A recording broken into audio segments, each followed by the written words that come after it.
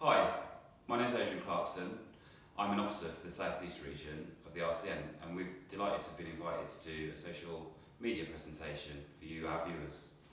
And I'm Helen Wigington. I'm the Regional Communications Manager for the South East region.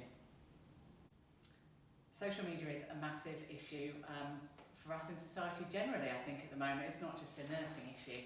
Nursing Standard have recently reported that the rise of social media amongst nurses is increasing day by day. And there's huge benefits as well as the risks, and that's what we're going to talk to you about today. The article that we reference says that around 335,000 nurses and midwives have a Facebook account. Twitter and LinkedIn are also very popular these days as well. And it's a hugely valuable way to find out about information, about courses, about research that's going on in your field. So please don't listen to this presentation and come away thinking, I must never use social media, it's a bad thing. It's not a bad thing. There's an awful lot of good that can be contained from it.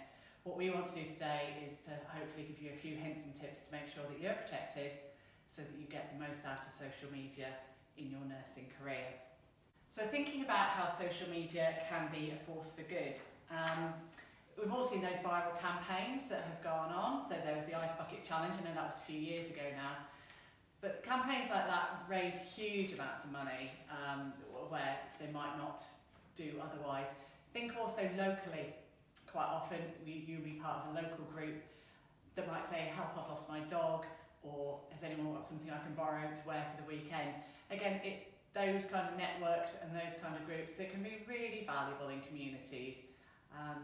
And nursing has loads of groups professionally. The RCN has loads of groups. If you're a member of a branch, if you're a member of a forum, you could well have a local Facebook group that is dedicated to you. Lots of our RCN campaigns rely very heavily on social media, so it's always a great way just to keep an eye out on what is going on and finding out the very latest information. It's so immediate, social media, and it's so familiar to so many of us. So why wouldn't we utilise it as a communications channel? So I'm going to talk a bit about NMC guidance around the use of social media. NMC says use all forms of spoken, written and digital communication, including social media and networking sites responsibly. That's in the NMC code, paragraph 20.10. But what does that mean in practice?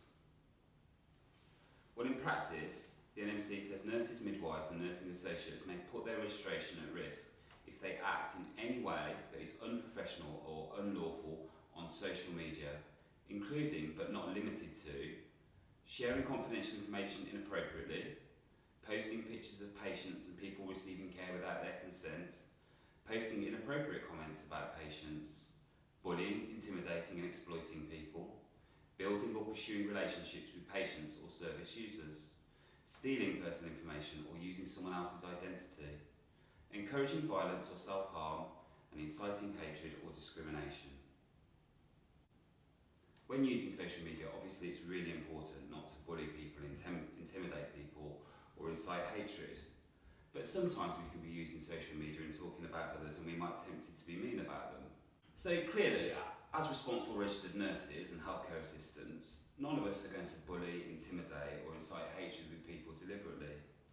But sometimes we can share information about people in social media forums where we don't actually share that person's identity. And we might think we're doing that safely because we're sharing it with people we know.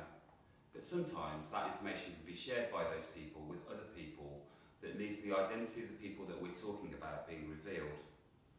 It's really careful to think not just about the identity of the person, but the context of what we're discussing, so that third parties can't identify who they are from what we say. So the NMC go on to talk about treat people with kindness and respect and compassion, and that as a nurse and a midwife or a nursing associate, you have a duty of confidentiality to all those who are receiving care. And finally, always practice in line with the best available evidence.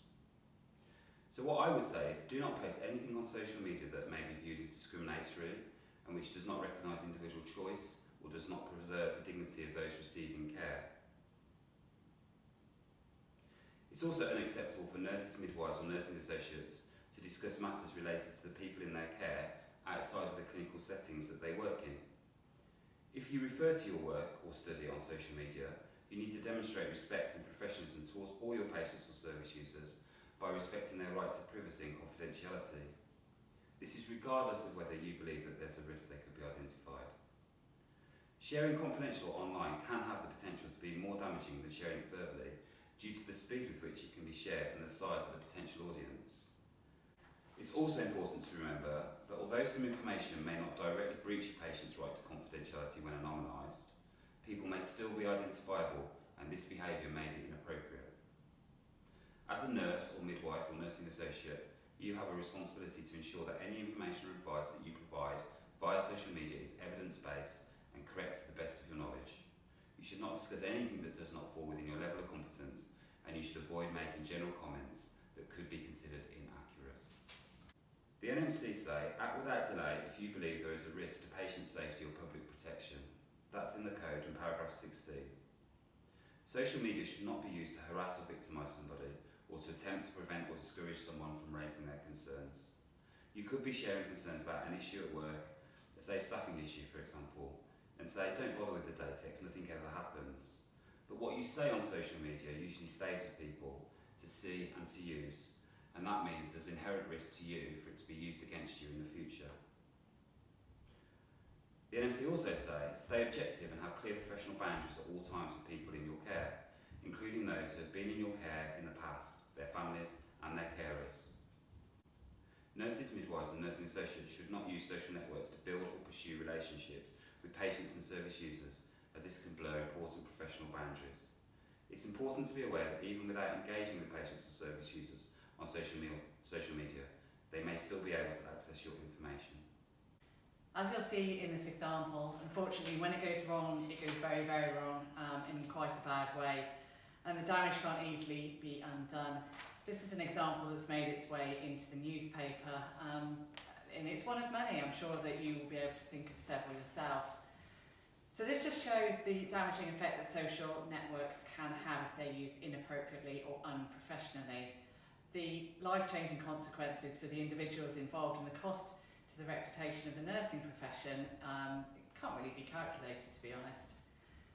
There is always a common denominator, and it's the point at which online activity blurs the boundary between professional lives and our personal lives. The risk to employment and professional status of nurses or any regulated practitioner become even greater at this point. Year on year at the RCN we deal with more and more cases where members are being disciplined or dismissed because of inappropriate material shared on social media.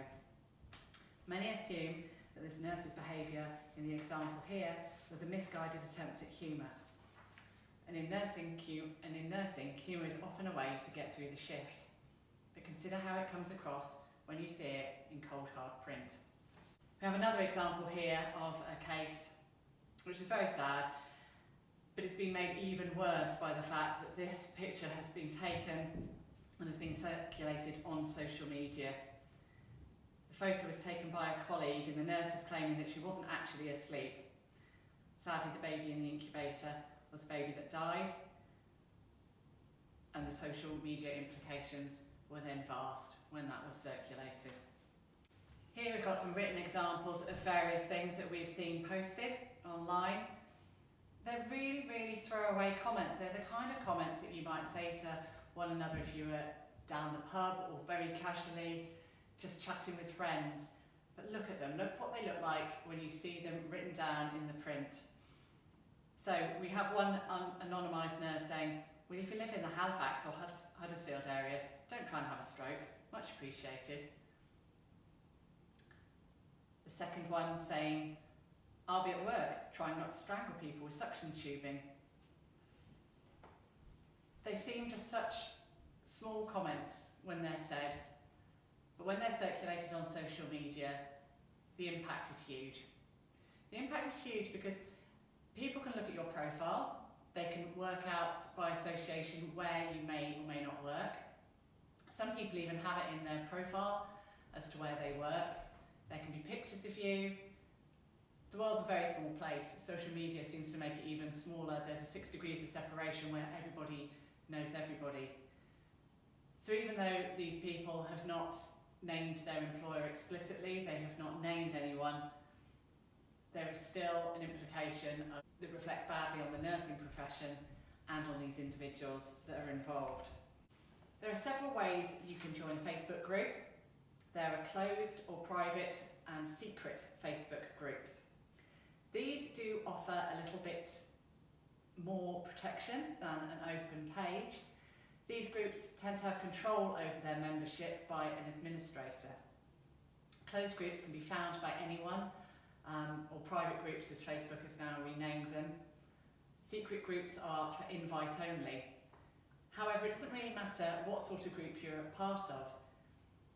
Screenshots can be easily taken and circulated via WhatsApp, circulated via Twitter and any other social media application. So just because you have a little bit of protection by being in these groups, don't assume that what you say is secret or is private. It isn't, and it can easily escape in any way possible. Just have a think. Have you ever Googled yourself? I recommend that after this presentation you will go away and try it. What do you find? Are you happy with the results that have been shown? Have you ever posted information about a patient or a person from your workplace on Facebook? Most of you will probably say straight away to that, no I haven't, which is fantastic. I wouldn't expect anyone will do that. However, it's very easy to post, thank goodness it's Friday, can't wait to have a drink, it's been a really busy week. Just think about how that might reflect on your employer. Have you ever added patients as friends on Facebook? That really does start blurring the lines between your professional and your personal life. Have you ever added people from your workplace as friends? I certainly have. I'm going to admit here that I have friends that I work with that are my friends on Facebook, but I don't post anything on Facebook that I wouldn't say to them in person, so I feel very happy with that. But you may want to consider your own personal relationships and how that plays out on social media. Have you ever made a comment online that can be considered offensive? It's very easy in this day and age just to make a throwaway comment that can be read in many different ways. When people check out your Facebook profile, they can also sometimes see which groups you're associated with. Think about the groups that you're part of. Might they could be considered racist, sexist, or otherwise derogatory? Especially think about some of the political associations that you may or may not have. People can make vast assumptions from the groups that you're part of. What photographs of yourself have you put online that you may not want your patients, your employers, or other people to see? Check your privacy settings. It's very easy to lock these things down and make sure that people can't see them. But several people do have very open profiles, and it's very quick to work out where they work, where they live, and any other information that you may not otherwise want sharing. So have a really, really good think about how you present yourself on social media and how that might reflect on you in real life. So the NMC have a practical guide about rules that you can apply, what you can do and what you shouldn't do on social media. And that practical guide will be linked in the final slide of this presentation. What the NMC says is, make sure that you familiarise yourself with how individual social media applications work and be clear about the advantages and disadvantages of using those social media applications. The NMC says it's also important to realise that even the strictest privacy settings have its limitations.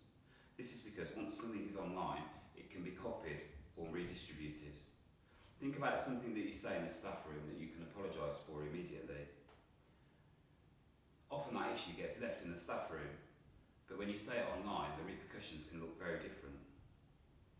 The NMC also say if you're unsure about whether something you post online can compromise your professionalism or your reputation, you should think about what the information means for you in practice and how it affects your responsibility to keep to the code. It's important to consider who and what you associate with on social media. For example, even acknowledging someone else's post can imply that you endorse or support their point of view.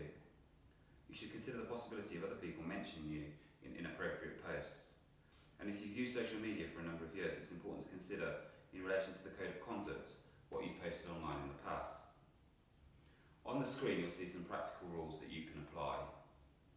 They're simple, but if you stick to them they might help you stay within the confines of the code and of your organisation's policy around social media use. Don't post when you're under the influence of alcohol or prescribed medication. Don't post past a certain time at night, not least because of your health and well-being.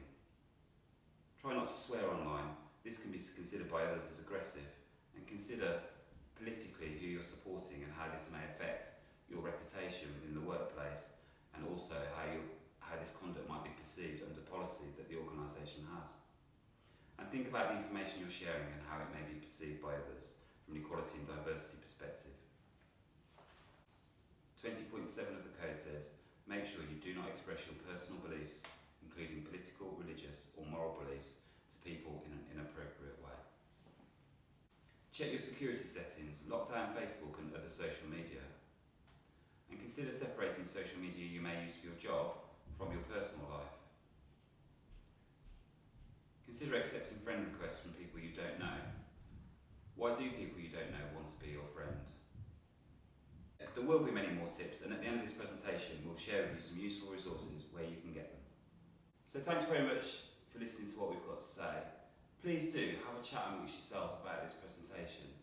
Have a chat amongst you about what it is that you can do, maybe what it is that you can do this evening that means you're going to be safer online, that means you're going to be less likely to come under action from your employer or from the regulatory authority. We really don't want this to be a fear message, but what we do want is we want you to be able to work safely online and share information safely with your friends and colleagues so that you get the maximum possible enjoyment out of it. Don't forget, at the RCN we are here to help you, so please feel free to contact RCN direct if you have any queries. We will also leave a contact detail at the end of this presentation if you'd like to contact us directly. Just remember, post once, think twice. Thanks everyone.